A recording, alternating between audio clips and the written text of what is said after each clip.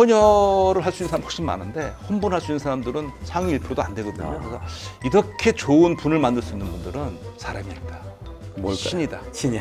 이름은 똥신. 똥신.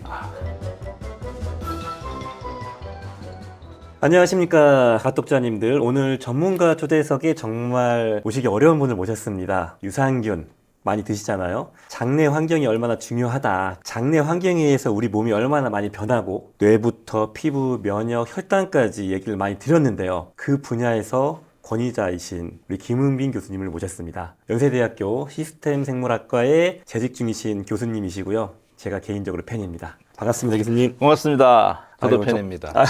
와주셔서 너무 감사드립니다. 아까 잠시 얘기 나눴는데 어머님께서 약사님이셨다고, 네. 예, 약국에서 알바도 좀 하셨다고 들었습니다. 많이 했죠. 아, 예. 네. 저희는 그래서 그 우박이라는 걸로 좀 싱크가 맞아 있는데 우박은 우르사 바카스, 숙취 이후에 먹는 피로회복제입니다. 미리 세팅도 다 해놓고 그랬었는데. 예, 예. 교수님께서는 그 유튜브 채널도 운영을 하신 지 좀 되셨죠? 예, 이제 3년째 되고 있습니다. 응생물학. 예스바이오. 예스바이오. 예, 응생물학. 어쩌다 시작하셨는지 궁금합니다. 이거 출발점은 사실 집에 있는 저희 큰아들의 추천 내지는 제안이 있었어요. 호기심도 있었고요. 근데 무엇보다도 요즘 바이오 시대 그러는데 그래도 내가 뭐 조금 아는 이 지식을 나눌 수 있으면 좋겠다. 그래서 한 3년 해보니까 이게 이런 거구나. 몸으로 익히는데 시간 걸렸고요. 김은빈 교수님을 저는 보다TV라는 곳에서 처음 뵙고, 그리고 특히나 최근에 이제 그 장내 미생물 네. 환경에 관련된 얘기도 많이 나눠주셔서 네. 가독자분들이 관심을 갖고 있는 장내 미생물 환경에 대해서 얘기를 나눴으면 좋겠습니다. 좋습니다. 미생물이라는 게 네. 살아있는 작은 생명체 뭐 이런 생각이 네. 드는데 장내 미생물이 어떻게 정의가 되는 건가요? 장내 미생물이니까 장 속에 있겠죠? 네. 그러니까 미생물을 정의해야겠죠. 미생물 정의 생각보다 쉬워요. 동물, 식물 빼고 남는 거 미생물. 세균, 박테리아가 있고 네. 고세균이라는 게 있어요. 곰팡이가 있고요. 예. 녹조, 적조할 때는 그 조류가 있고요. 조류가 있고. 그리고 아메바 집신벌레 하는 원생 동물이 있고요. 여기에 더해서 바이러스까지 집어넣으니까 이걸 다 미생물로 하니까 장내 미생물은 세균, 고세균, 곰팡이도 있고요. 원생 동물도 있고요. 조류는 사실 이게 햇빛이 안 들어가니까 네. 우리가 먹은 미역 같은 것은 들어가겠지만 조류는 좀 그렇고 대신 바이러스가 굉장히 많아요. 인간 바이러스가 아니고 세균이 많으니까 세균을 잡아먹는 바이러스였어. 그런 게 다 있는 게 장내 미생물인데 요즘에는 장내 미생물이라는 말도 쓰지만 그런 말 많이 쓰더라고요. 마이크로바이옴. 예. 많이 쓰죠. 네. 근데 그 마이크로바이옴이 장내 미생물과 같은 말이냐? 그게 엄밀히 말하면 미생물은 생물만 말하는 거고요. 마이크로바이옴 하면은 장 속에 있는 모든 미생물 더하기 이들이 만드는 대사물, 유전자 다 합쳐서 마이크로바이옴. 그러니까 지금 아마 장내 미생물 말씀하시는 거는 우리가 마이크로바이옴을 얘기하는 거죠. 그 장내 미생물에다가 대사물질이나 예를 들면 사균체나 네. 그런 물질들까지 다 합친 개념이니까 우리 몸에 상당히 많은 부분을 차지하고 있겠네요. 뭐 이거는 별도의 그냥 장기라고 봐도 될 만큼 굉장히 거의 중요한 뭐 위치죠. 제가 알기로는 60조에서 100조 개가 넘는다고. 사실 그 수가 참 그런데요. 예. 정확히 알기가 어려운 건데 휴먼 마이크로바이옴 프로젝트가 진행이 되고 하면서 어느 정도 어림은 잡아요. 근데 그것도 모든 미생물이 아니고 세균에 대해서만 세균에 어림을 대해서만요. 잡아볼 수 있어서 그동안 뭐 인간의 뭐 세포 10배 근데 10배. 그건 다 사실 잘못된 사실이고요. 1점 몇 배, 1점 몇 배. 그 정도 되지 않을까. 또 사람마다 많이 다르고요. 그 프로바이오틱스 제품들 보면 국내에서는 허가가 안 돼 있는데 유산균, 그러니까 균이 들어가 있고 효모균이 좀 들어가 있고 여기에다가 바이러스균을 넣은 경우가 있더라고요. 이게 그들 설명으로는 나쁜 균을 좀 특화해서 죽이는 역할을 한다. 항균 작용이 있다라고 그게 다 의도가 돼 있을 수 있겠네요. 사실 보통 유산균, 예. 그러면 락토베실러스를 말하는 건데 프로바이오틱은 우리말로 번역하면 유익균이라고 번역이 되고 유익균의 대표적인 사례가 유산균이고 보통 이제 우리가 프로바이오틱 하면 유산균을 떠올리죠. 네. 하지만 프로바이오틱에는 유산균도 있고 효모도 있고 딴 것도 많이 그러네요. 있어요. 근데 거기다가 지금 말씀하시는 거 보니까 바이러스를 집어넣었다. 그 바이러스는 다른 바이러스가 아니고 특정 세균을 공격하는 박테리오파지일 거거든요. 박테리오파지를 이용해서 항생된 내성균이라든지 이런 걸 잡기 위한 파지요법이라는 게 있어요. 있습니까? 예, 실제로 특정. 그러니까 이거는 사실 어떤 사람의 장소에서 저거 있으면 안 돼. 저것 때문에 문제가 생겼어. 그 세균만을 타겟으로 한다 그러면 바이러스의 특징은 또 특이성이기 때문에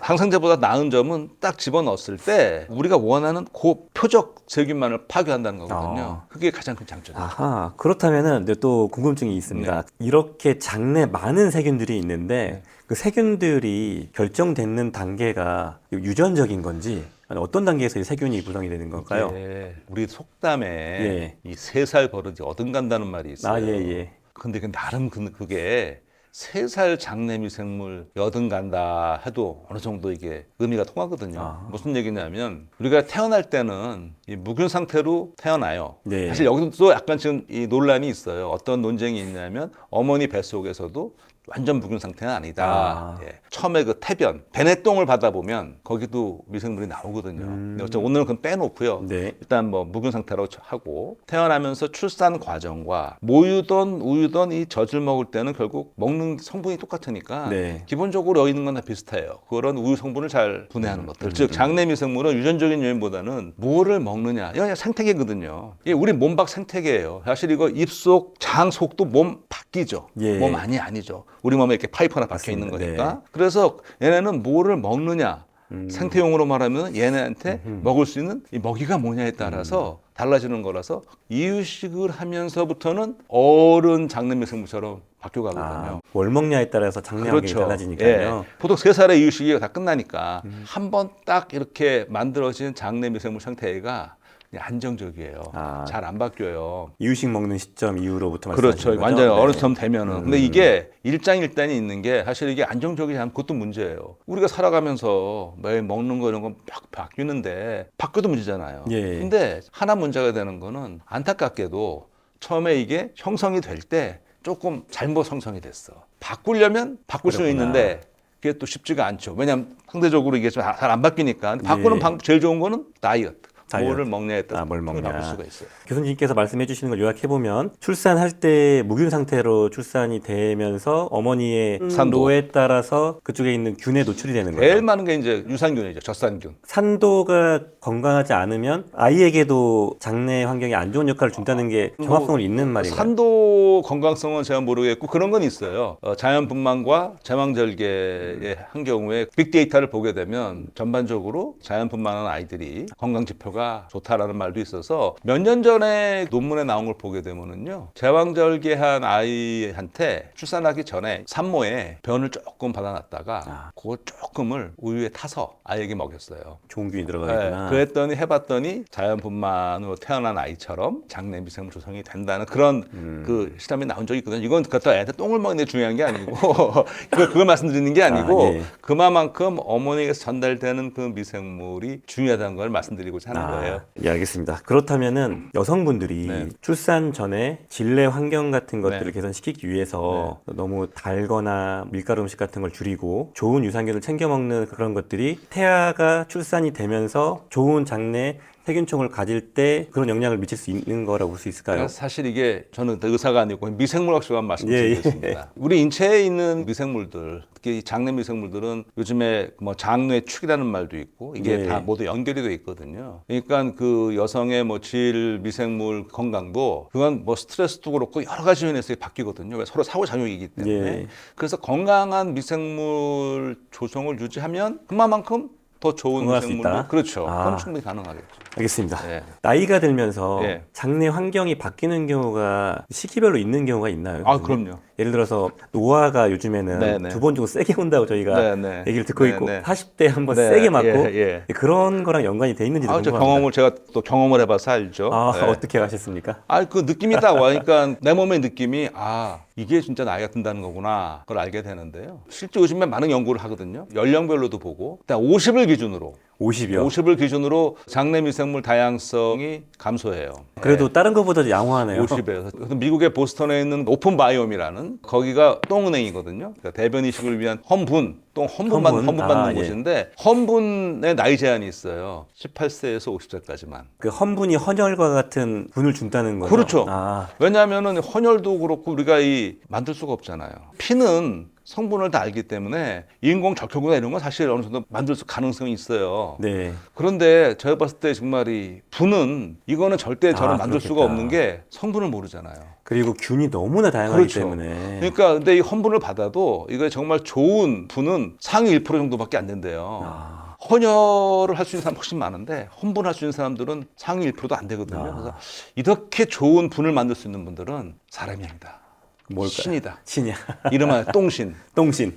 똥신들의 분을 채취해가지고 치료할 때 뭐 이식하거나 또 내시경을 통해가지고 주입하는 경우가 있다고 예, 하는데 실제로 있죠. 실제인가요? 예, Fecal Microbiota Transplantation, 어. FMT, 대변 미생물상 이식. 그게 유의미한 어떤 성과가 있나요? 아유, FDA도 승인한 건데 아. 최후의 수단이에요. 특정 세균에 의해서 장에 큰 문제가 생겼어요. 근데 그 세균을 제거를 해야 되는데 항생제를 주면 될 줄 알았는데 얘는 항생제를 줘도 잘 안 들어요. 왜냐하면 내성이 있기도 하고 또 얘는 포자를 만들기 때문에 안 죽어요. 오히려 그나마 있던 유익균들이 더 죽어버려서 더 악화가 되니까 하다가 안 되면 맨 마지막 수단으로 아예 리모델링 하는 거예요. 장을 싹 비우고 장내 미생물 상태를 다시 조성하는데 우리가 어떤 미생물이 좋은지 알 수가 없으니까 아까 말한 똥신의 변을 물에 타서 넣어주는데 이게 논문이나 이런 거 보게 되면 치료율이 거의 막 90% 육박할 거예요. 단순히 유산균 먹듯이 주입하는 게 아니고 거의 무균 상태로 다 긁어내고 넣는 겁니까? 대장 내시경 할 때처럼 싹 비우고 싹 비우고 하는 네, 거예요? 그다음에 넣어주는 거죠. 그리고 최근에는 2023년에 FDA가 최초로 승인한 장내미생물 기반 약이 있어요.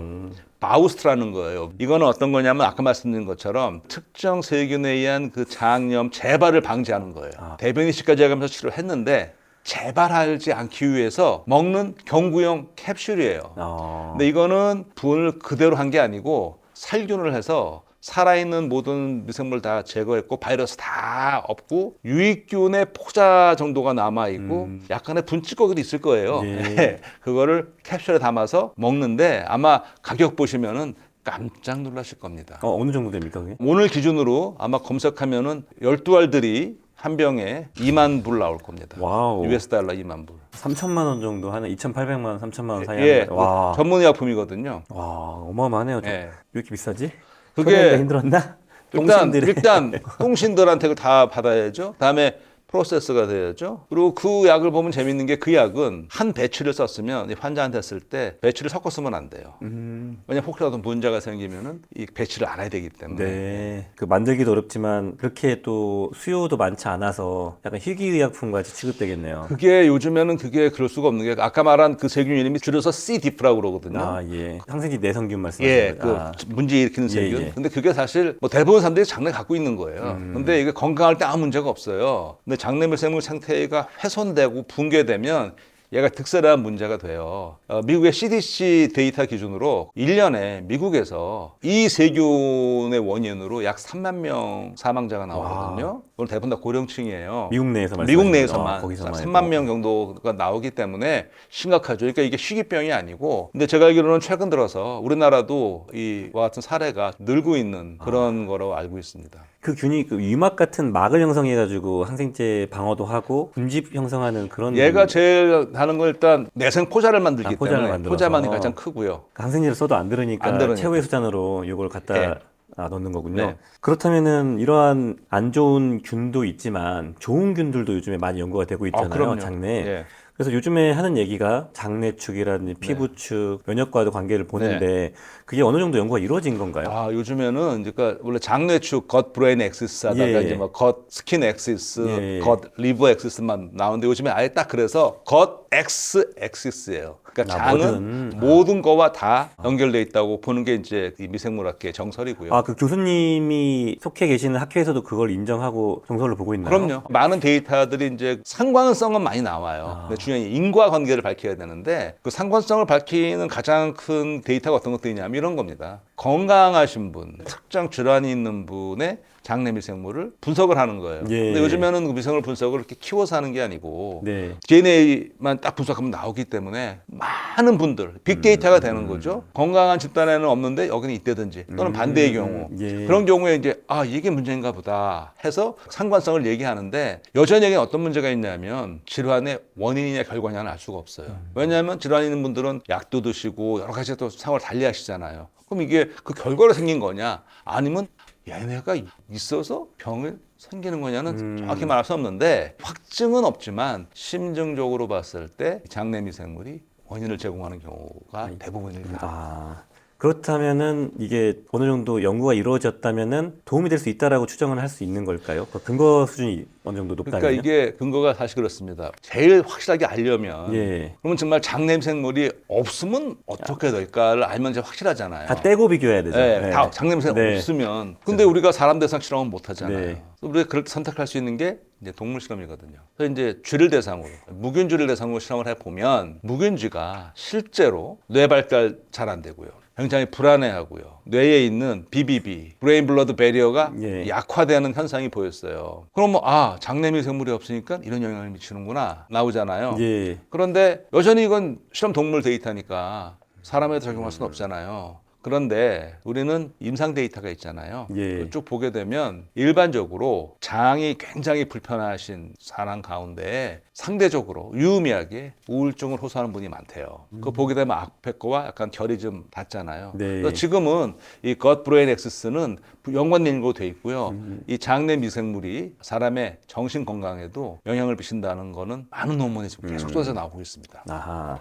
교수님 말씀하신 거는 이제 뇌와 연관이 돼 있다고 네. 말씀을 하셨는데 피부 쪽도 연관이 될 수 있나요? 예, 요즘에 피부 특히 아토피나 예, 이런 알러지 뭐 이런 알러지 예. 연구 많이 하거든요. 특히 그쪽은 아직까지 모든 이 마이크로바이옴은 기능성 식품이지 네. 약은 약, 없어요. 그나마 아까 말한 마우스트가 최초의 약이라면 약인데 그것도 완전히 미생물 제제는 아니거든요. 근데 지금 최초의 마이크로바이옴 약이 나오는 후보 1순위가 아커만시아 뮤시니필라라는 세균이 있어요. 논문도 많이 나왔고 얘가 어떤 효과를 발휘하려면 일단 이게 먼저 연구가 돼서 장에서 상주하느냐, 다음에 어떤 역할을 하느냐를 알아야 되잖아요. 예. 근데 얘 보면 이제 뮤시니필라, 뮤신을 필라 좋아한다는 거거든요. 그러니까 장내 그 상표세포에서 뮤신을 먹으면 사는 그런 세균인데 이 세균이 요즘 연구 결과 뭐 동물 실험도 그렇고 특히 이제 인간 대상 실험을 이렇게 해보게 되면 맹검 실험을 해보게 되면 이게 상당히 피부 관련 아토피나 또는 천식 이런데 효과를 좀 보이는 그런 논문들이 많이 나오고 있어요. 지금 말씀하신 걸 들어보니까 어느 정도 장이 영향을 준다는 건 학자분들께서도 거기에 대해서는 다 동의하시는 네, 게 있으시고 동의하죠. 네. 그렇지만 이게 약의 개념이 아니고 보충제나 그렇죠. 이런 것들은 직접적으로 영향을 100% 줄 수 있다라고 장담을 못하는 그런 상황으로 볼 수 있겠네요. 그렇죠. 그러니까 이게 항상 제가 이런 말씀 드리면 이게 좀 걱정이 되는 게 제가 말씀드리는 거는 장내 미생물이 영향을 준다는 걸 말씀드리는 거거든요. 근데 네. 이게 저거 먹으면 요거 돼가 아니고 이만큼 장내 미생물이 복잡하고 중요한데 이제 우리가 지금 뭘 알아가고 있냐면 이 장내 미생물 조성에 따라서 이런 우리 인체에 영향을 줄 수 있구나를 알아가고 있어요. 그래서 하나하나 알아가면서 이제 상관관계를 알았고 그다음에 인과관계를 밝혀가고 있고 그게 밝혀질수록 그러면 그 다음에 이런 경우에는 뭐 이런 게 필요하겠습니다. 가는 과정에 있다는 네. 점을 꼭 말씀드리고 싶네요. 여러 가지 복합적인 균주들이 서식하고 있기 때문에 네. 임의의 뭐 하나의 유산균을 넣어서 드라마틱한 효과를 기대하기보다는 전반적으로 장내 환경을 건강하게 만들면 두뇌든 피부든 네. 면역이든 전반적으로 건강할 수 있으니 네. 장내 환경의 건강을 위해 힘쓰는 게 더 정합성이 있다는 말씀이시죠? 그렇죠. 장이 건강해야 몸이 건강하다 그런 말도 있잖아요. 네. 그 말 그대로 장 속에 세균만 해도 적어도 한 700여 종 이상 이렇게 있는 걸로 돼 있고 네, 사람마다 네. 또 그 조성이 다르기 때문에 특별히 어떤 게 막 좋다, 나쁘다 이렇게 특정 세균을 지목할 수는 없고요. 대부분의 경우는 이들이 어떤 관계에 놓여 있느냐. 그게 굉장히 중요해요. 너무나 많기 때문에요. 네. 네. 교수님께 또 여쭤볼 게 있는데요. 혹시 뚱보균이라고 들어보셨나요? 예. 그 뚱보균이 한때 저희 이제 그렇죠. 마케팅이 엄청 됐거든요. 네네네. 그래서 뚱보균을 잡아야 살이 안 찐다. 예. 근데 근거가 있는 얘기입니까? 그게 이제 처음에 그 왜 한참 히트했냐면 네. 쌍둥이인데 한 사람은 말로 한 사람은 뚱뚱한 거예요. 근데 쌍둥이니까 일반 쌍둥이인데 유전자 문제가 아니잖아요. 네. 장내 미생을 분석을 했어요. 차이가 있어서 그 분변을 쥐한테 이렇게 했더니 쥐가 아하. 그래서 보고 얘기를 한 거거든요. 그래서 이제 특정 균을 이제 이게 있으면 뭐 얘기를 한 거예요. 네. 근데 그 이후의 결과를 보게 되면 어떤 사람은 이게 있는데도 살 안 찌는데 왜 그러나 봤더니 그 하나가 뚱보균이 아니고 얘가 있을 때 다른 조건이 어떻게 되느냐. 여기도 우리가 그 고사성어 하면 딱 그런 거 있죠. 남귤을 북지라고 어디에 심으면 탱자가 되고 어디에 심으면 귤이 된다. 제일 중요한 건 장내 미생물 생태계라는 거는 유익균과 이 유해균의 이 새싸움, 서로 싸움을 벌이고 있거든요. 유해균이 없을 수 없어요. 예. 근데 중요한 건 이 전체를 유익균이 선도를 하면 문제가 없어요. 그러니까 우리 사회하고 똑같아요. 우리 사회가 착한 사람만 있는 건 아니잖아요. 네. 근데 아직까지 그럼에도 불구하고 우리가 살만한 세상이 가능한 것은 그래도 좋고 성실한 사람들이 많으니까 이렇게 되는 거지. 만약 이게 바뀌어버리면 그럼 그 배트맨의 고담시티에 이렇게 되면 예, 뚱보균이 있는 것이 아니고 그 CDF도 그렇고 그러한 세균들이 날뛰지 못하게 환경을 조성하는 게 더 중요해요. 그래서 요즘에는 뚱보균, 나신균 그런 얘기는 안 합니다. 그 낙상균이라는 게 있더라고요. 예. 그 낙상균은 어떤 균종인가요? 요즘에 좀 많이 보이더라고요. 또. 그러니까 그 낙산이라는 게 그 낙자가 그 낙농할 때 낙이잖아요. 네. 예. 치즈나 네. 뭐 버터에서 너무 심하게 향날 때 나오는 뷰티르산인데 네. 그걸 이제 낙산이라고 한 거거든요. 그러니까 네. 낙산균이라는 거는 뷰티르산을 만드는 세균들을 말하는 거거든요. 근데 그 낙산균이 왜 중요했냐면 낙산이 왜 중요했냐면 우리는 보통 세포들은 주 에너지원이 포도당이잖아요. 예. 근데 장내 상피생포는 포도당도 포도당이지만 낙산을, 예, 뷰티르산을 에너지원으로 써요. 그러니까 중요하죠. 그리고 이게 그 에너지원뿐 아니고 얘가 거기서 장 건강을 비롯하고 면역계와의 소통 여러 가지 기능을 하기 때문에 그 낙산, 뷰티르산이 건강한 어떤 그 장내 미생물 생태계를 보여주는 하나의 그 상징처럼 요즘에 됐죠. 이 낙상균처럼 이러한 유익균들이 정말 우리 몸에서 좋은 역할을 하는데 간혹 가다가 유산균 이런 유익균을 섭취했을 때 불편함을 유발하는 경우가 있다고 하더라고요. 예전에 케이스를 보니까 폐혈증을 유발해서 사망하신 케이스가 있었는데 사실 방치된 케이스였는데 그런 게 발생할 수가 있나요, 교수님? 그렇죠. 사실 이게 프로바이오틱의 정의가 살아있는 미생물로서 적당량 먹었을 때 건강에 예. 도움을 줄 수 있는 게 프로바이오틱의 정의잖아요. 굉장히 애매한 정의거든요, 사실. 네. 근데 경험적으로 아는 거죠. 그러니까 동서양을 막론하고 이런 발효 음식이 굉장히 건강하다는 걸 알고 있었고 거기에 이제 이런 것들이 있더라 해서 맞습니다. 하게 된 거잖아요. 많은 분들은 미생물 하면 제일 떠올리는 게 병, 부패 이런 걸 네. 떠올리신다고요. 그런데 사실 그런 병을 일으키는 미생물은 극히 일부예요. 그런데 모든 미생물은 잠재적으로 감염병을 일으킵니다. 이렇게 말씀을 들으시다가 이게 무슨 소리야? 이게 뭐야? 그러는데 제 말 들어보세요. 예. 자, 보세요. 상처가 났어요. 여기는 들어왔어요. 들어왔는데 살만해.